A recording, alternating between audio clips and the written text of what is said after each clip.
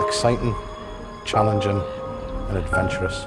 You can have huge waves engulfing the deck, and then the next day you can be in a total calm, basking in sunshine.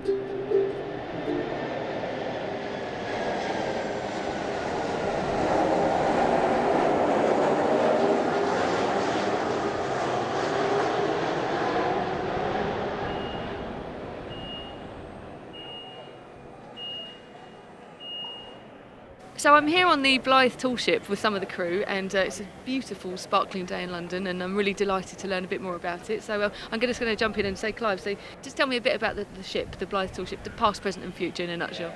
Yeah, well, Blyth Tall Ship was set up 10 years ago now in response to a coastal community of Blyth being really depressed after the shutdowns of the coal shipyards and the shipbuilding, and we're in fourth generation employment there, and actually the offshore sector and the engineering sector was growing and growing and growing, and there's this huge skill shortage, and yet a great resource on the doorstep. So we felt that the best way of resolving that, if the government wasn't going to do it, was for a charity to be set up that bridged the gap, the skills gap, between people who have no experience and knowledge in that sector to getting experience and knowledge, and then they can get jobs in it. And that's what we set up to do. So we started off with a workshop.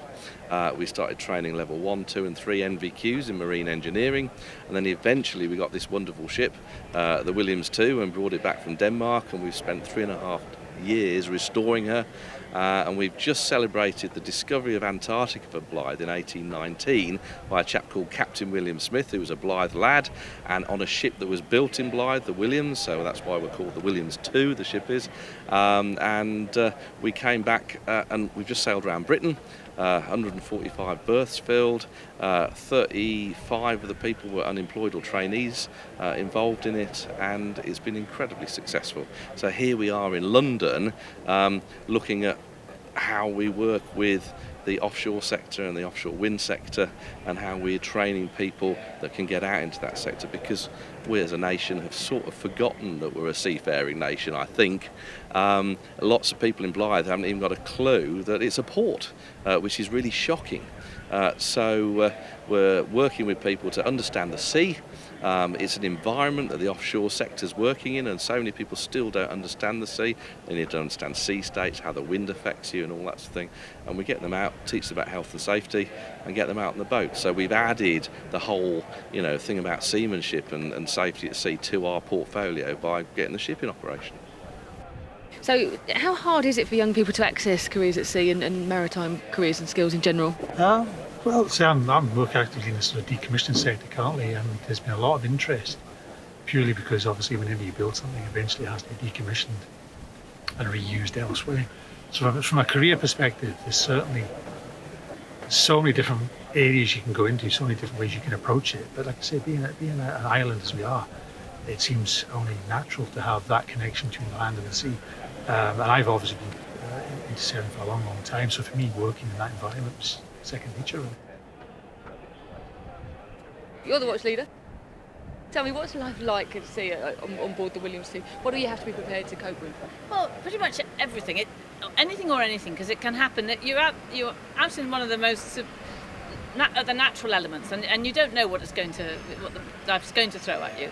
For every person it's different, because when they come on board they have different experiences, they have different backgrounds, so what you really need to do, and certainly as a watch leader, is just be ready to take whatever comes, and to also see what people are coping with, what they're struggling with, and just be supportive. It's a great leveller, and it's all about teamwork. If you think on this ship we have no mechanisation for anything to raising the sails or anything like that, and it's about technique and teamwork. And if you got the right little simple techniques and the teamwork, you can raise these sails and get them down again and everything easily.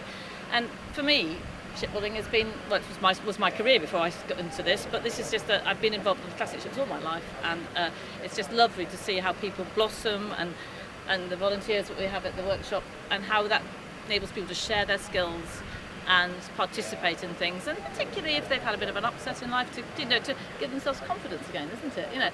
So it can be anything and everything. Just you don't always quite know what's going to happen. And I'm going to come around to you now, hiding in the corner. This is Bill. Hello, Bill. So tell me how you got here and what's next and so on. Right, well, I heard about what was happening at the charity itself, and I've very much been born and raised in Blyth, and I've grown up with what was the old pitmen, the lads who used to work in the boatyard, and very much had the stories of what Blyth and the North East used to be and what they used to do. And close to my heart, so I very much wanted to come down and learn some of them skills for myself, which is a lot of it. The traditional heritage side of boat building is a dying art, so them skills need to be passed on to keep it going.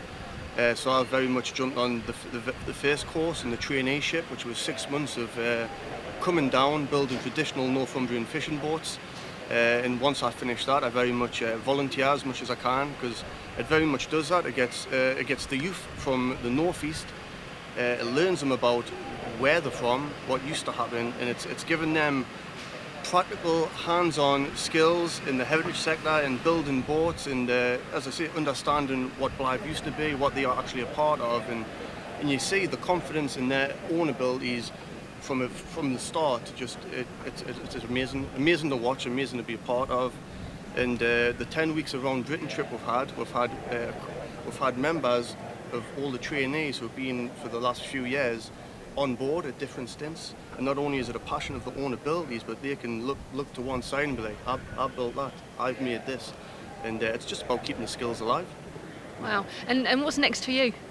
I'm very much a part of the tall ships. I volunteer a lot of the time, so I just like to come down and watch everyone thrive and get the best out of the charity. Fantastic. And just to finish with you, Clive, what's next for the ship? Well, we were down here at the at GAL 19, so what we've identified is that a lot of the skills and things we can hand over work very well with this sector and this industry. So we're hoping to see Blyth Tall Ship working much more closely with all those offshore companies, with all their trainees, and start to really evolve and develop more skills training around the sector in terms of understanding the sea and in terms of understanding how people can manage that environment that they're working in. So we see ourselves doing quite a lot of work with this sector. We're also hoping to get to the Arctic, right up the north of Norway next year, so that's a plan, and that will tie in quite nicely. There's lots of offshore stuff going on there. Blyth is just about to receive a renewable energy pipeline from Norway right into Blyth, so we'll be connecting that up, and I mean our strapline is exploring our future inspired by our past, and that's what we're really doing here, is looking at how the people of Blyth can connect with their future, but we're celebrating this wonderful heritage we have as well. A wonderful story. Thank you for sharing it with me, and safe travels. Thank you.